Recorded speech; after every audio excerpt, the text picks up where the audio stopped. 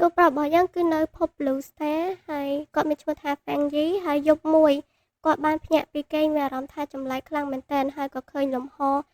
ខ្មៅៗប្រេះៗហើយក៏ឃើញទាំង system មួយបានបង្ហាញអក្សរអំពីព័ត៌មានផ្សេងៗនៅក្នុងនោះគឺវានិយាយអំពី Aura Recovery បានចាប់ផ្ដើមនៅក្នុងអំឡុងពេល364ថ្ងៃ11ម៉ោងនិង59វិនាទីទៀតពិភពលោកនេះនឹងផ្លាស់ប្ដូរមនុស្សអាចប្រើយុទ្ធសាស្ត្រឬថាមពលផ្សេងៗបានហើយអំណាចនឹងក្លាយជាច្បាប់ថ្មីរបស់ពិភពលោកមួយនេះទូផរបស់យើងហ្វាំងយីនឹងក៏បានសម្លឹងមើលពន្លឺដែលនៅពីមុខគាត់នោះយ៉ាងភ្ញាក់ផ្អើលហើយនៅក្នុងនោះក៏បានប្រាប់ព័ត៌មានបន្ថែមទៀតថា system ដែលតួប្រុសយើងបាននេះគឺ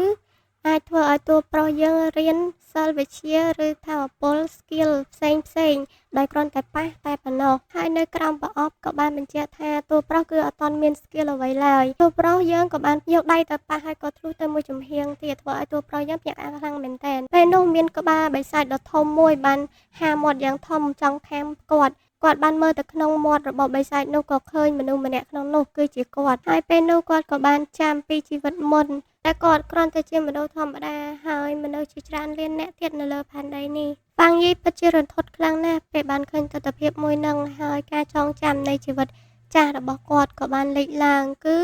គាត់គ្រាន់តែជាមនុស្សម្នាក់ធម្មតាដែលរស់នៅយ៉ាងវេទនាដោយមនុស្សដទៃទៀតដែលរត់គេចពីបិសាចជារៀងរាល់ថ្ងៃប៉ុន្តែថ្ងៃមួយគឺគាត់រត់អត់រួចទេគាត់ក៏បានស្លាប់ក្រោមដៃបិសាចនោះទៅទោះប្រុសយើងស្លាប់ដោយមិនអស់ចិត្តមានកំហឹងនិងគំនុំពេញខ្លួនតាំងយីគិតថាមូលហេតុនេះហើយទើប system បានជ្រើសរើសគាត់ហើយនាំគាត់ត្រឡប់មកវិញមុនពួកបិសាច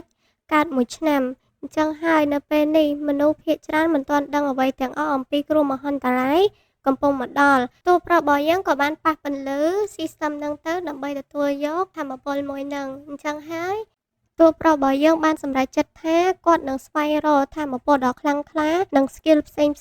ពេលនោះភ្នែករបស់គាត់បានឡើងពន្លឺពណ៌លឿងយ៉ាងខ្លាំងហើយ system ក៏បានប្រាប់គាត់ថាការរួមបញ្ចូលគាត់ជាមួយ system គឺបានជោគជ័យហើយបេសកកម្មទី1របស់តួប្រុសរបស់យើងគឺគាត់ត្រូវដើររកថាមពល